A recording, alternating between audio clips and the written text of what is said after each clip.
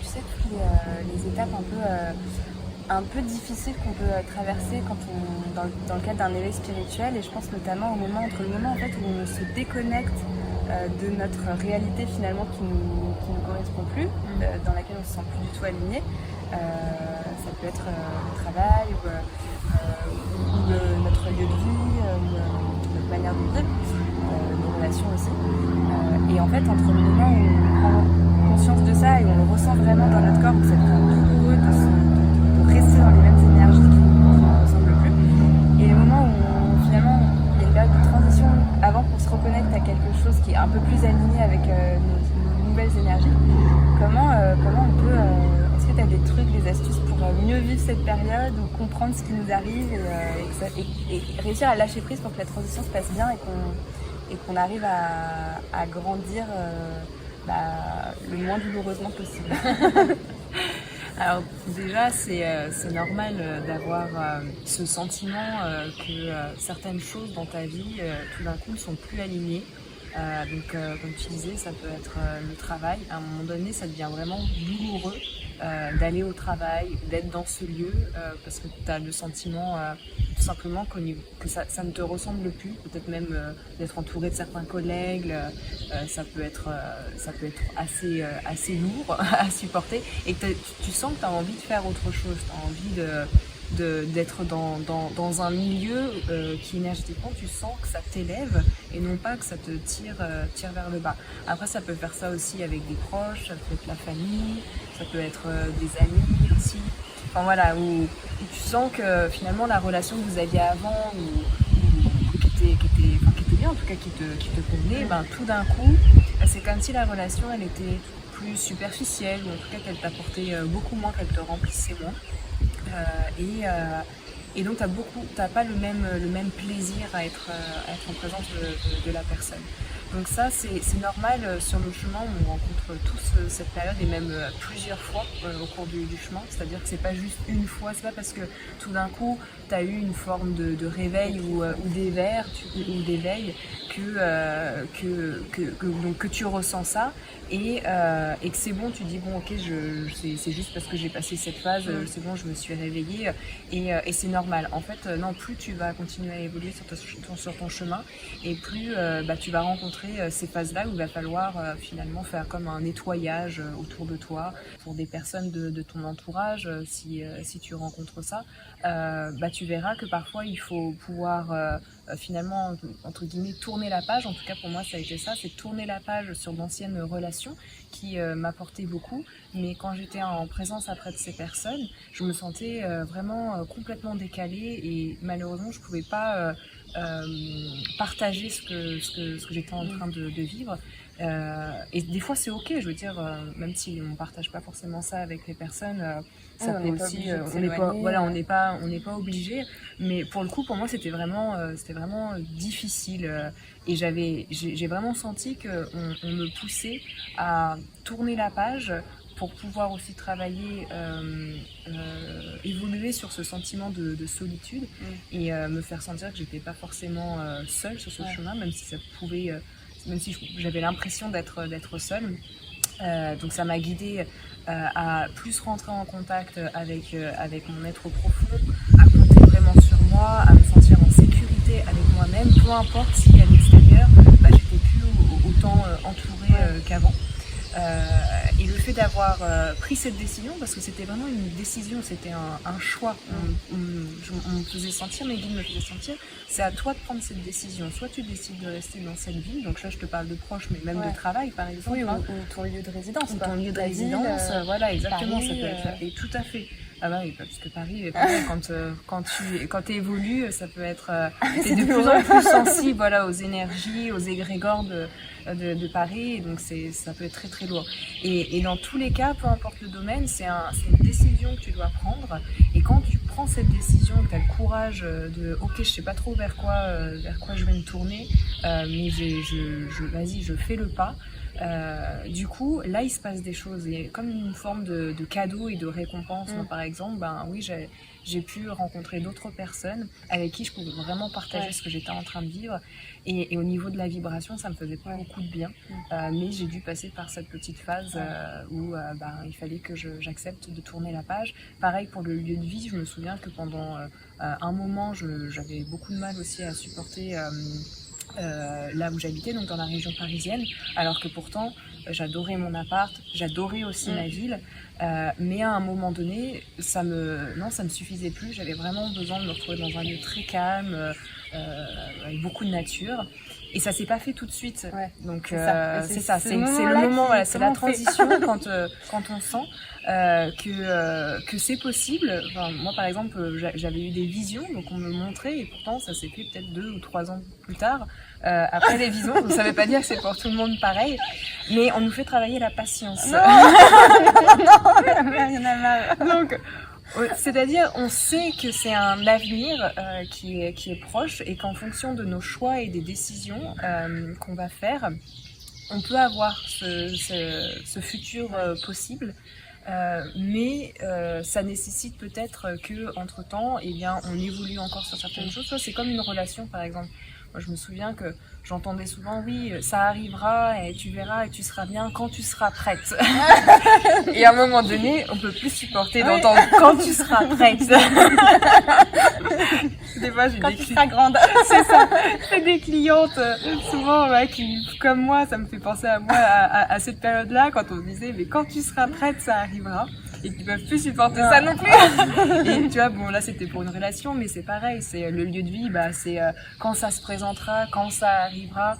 Donc non, pour moi c'est vraiment, c'est-à-dire que si ça se présente pas maintenant tout de suite, c'est qu'on a forcément des choses à vivre avant pour nous permettre d'arriver là. Donc quand on nous transmet des messages, que ce soit les guides ou notre âme, quand ils nous transmettent des messages, le but c'est pour nous de nous rassurer en disant c'est un futur possible.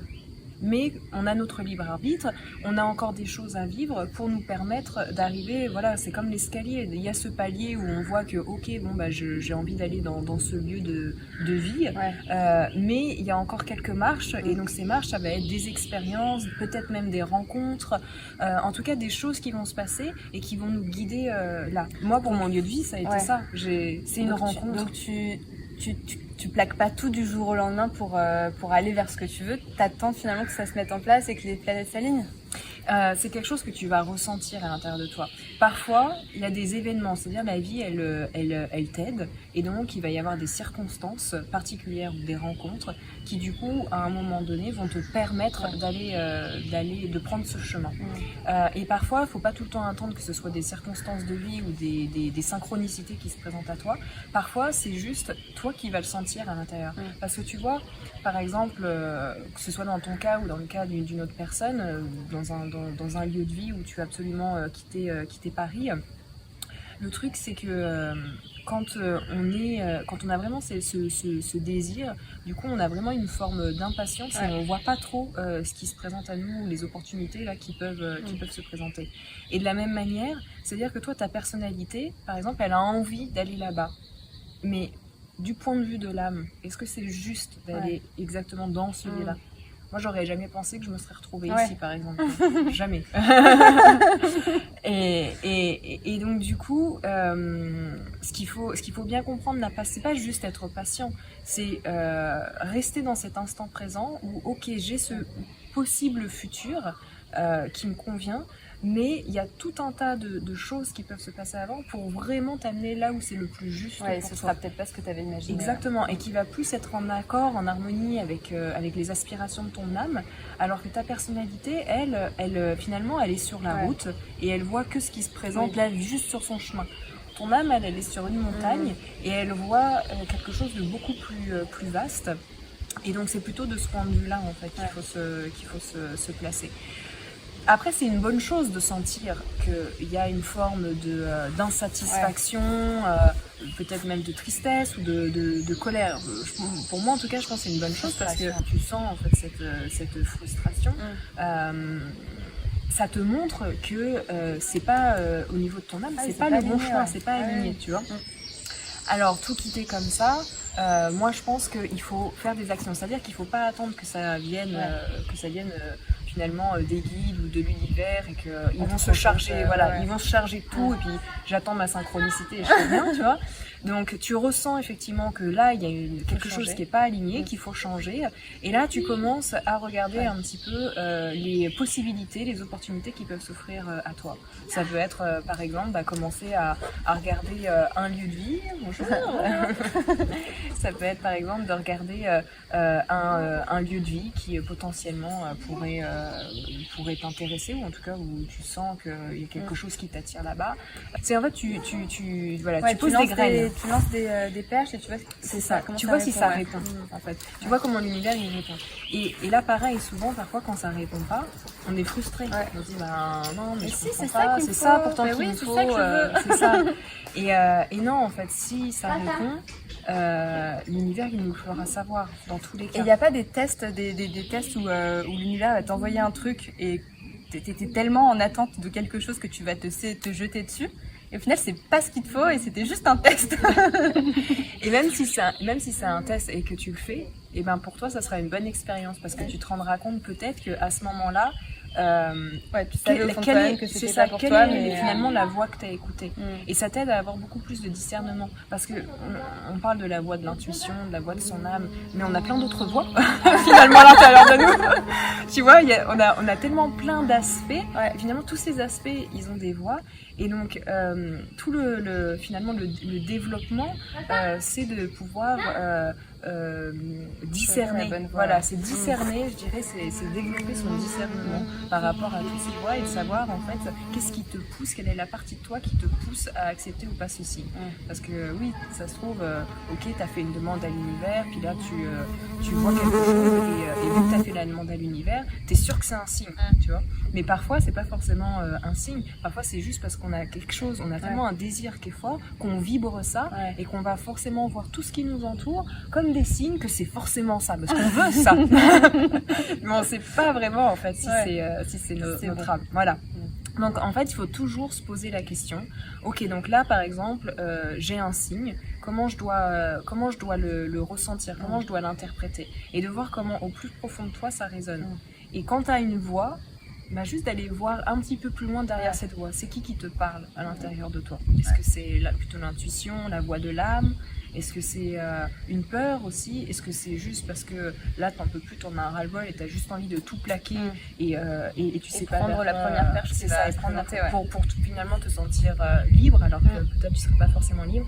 Mais après il n'y a pas de mauvais choix pour moi, c'est-à-dire que par exemple tu vois un signe et pour toi c'est une réponse de l'univers à quelque chose que tu as demandé, et ben vas-y, fais-le et expérimente. Et si finalement tu vois que mince, tu sais pas si aligné que ça avec en tout cas c'est pas ce que t'espérais, et ben tu pourras te rappeler la prochaine fois comment t'as réagi, ce que t'as ressenti à l'intérieur de toi pour finalement réajuster la prochaine fois que t'auras un signe. Est-ce que je dois sauter sur l'occasion, tu vois. Encore une fois, c'est vraiment toute une question de voix et de discerner en toi qui te parle. Voilà. Donc voilà, après cette période de transition, j'ai pas forcément d'autres conseils parce qu'il n'y a pas un conseil miracle, il n'y a pas un mode d'emploi et un conseil miracle qui peut apaiser toute notre souffrance et notre douleur, parce que ça fait partie du chemin aussi de ressentir la douleur et la souffrance, et c'est ça qui nous fait grandir.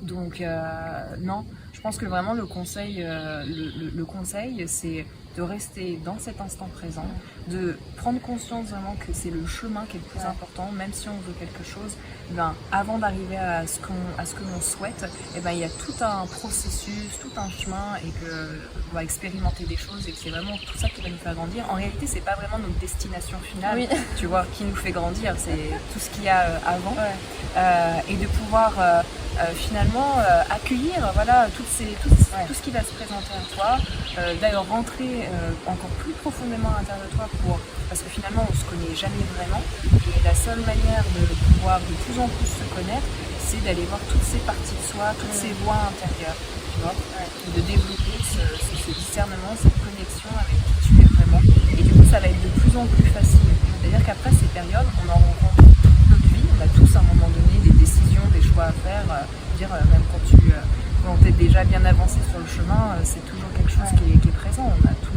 On doit toujours se réaligner à un moment donné. Et c'est juste qu'après, ces phases de transition, elles sont moins dures parce qu'on se connaît mieux et que tu sais en fait que ça fait partie du chemin.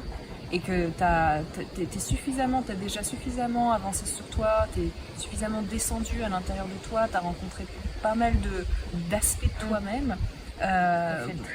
C'est ça pour du coup savoir qu'est-ce qui résonne, qu'est-ce qui vibre à l'intérieur de toi et qui te parle. Ouais, qu'est-ce qu'il faut garder. Voilà, c'est ça, exactement. Ok, là j'ai 2 voix, je sais laquelle je dois prendre là maintenant. Alors qu'avant, j'hésitais vraiment entre ces 2 voix. Mince, l'ange ou le démon, c'est lequel? Alors que pas du tout, il n'y a pas l'ange ou le démon, tu vois. Mais voilà, en tout cas pour ma part, c'est comme ça que moi j'ai senti que j'avais pu grandir et de moins en moins demander une confirmation, que ce soit de l'extérieur, que ce soit amis, proches, etc. Et même une confirmation des guides, parce que les guides, ils sont pas là ils sont là pour nous montrer un peu le chemin et surtout nous montrer le chemin pour qu'on entre de plus en plus profondément en connexion avec qui on est vraiment et qu'on puisse reprendre tout notre pouvoir et notre souveraineté. Ils sont vraiment pas là pour nous dire non, c'est ce chemin-là, non, c'est celui-là, ah non, surtout pas là. Tu vois, pas du tout. Donc c'est vrai que quand on commence sur le chemin spirituel, on a une tendance donc à avoir une certaine connexion à un moment donné avec les êtres de lumière, avec les guides. Mais du coup, tout d'un coup, c'est comme si quand on parle même de foi, c'est comme si en fait on leur donne notre pouvoir. En fait, c'est comme si on avait sur la radio, on avait trouvé une nouvelle fréquence et du coup on a trop envie de l'écouter. Voilà, c'est ça. Tout nouveau. Et finalement, ok, peut-être je demande plus l'avis de mes parents ou de mes amis, mais moi je demande l'avis de mes guides. Les guides me donnent les réponses. Non, pas du tout, tu vois. Ils sont vraiment pas là pour ça. Alors, oui, moi, ce que j'ai pu constater, c'est que j'ai eu, au début, dans la connexion, ils nous aident beaucoup. Ils nous donnent, ils nous aiguillent beaucoup. Mais à un moment donné, non, c'est comme si c'est bon, maintenant t'es grande et maintenant il est temps que tu reprennes ton pouvoir. Toute ta souveraineté. Et c'est comme ça qu'on prend sa souveraineté. Et du coup, ça fait vraiment beaucoup de bien quand on a un choix, une décision à prendre, d'être juste là, connecté en fait à soi-même. Et de savoir que c'est la bonne décision. Et de savoir en fait que c'est ça. Et finalement, on reprend vraiment confiance en nous. Et il y a que sur nous-mêmes là qu'on peut compter pour avoir la vérité, en tout cas notre propre vérité sur ce qui est bon pour nous, puis les autres. Voilà. Ça va? Ça te rassure? Parfait.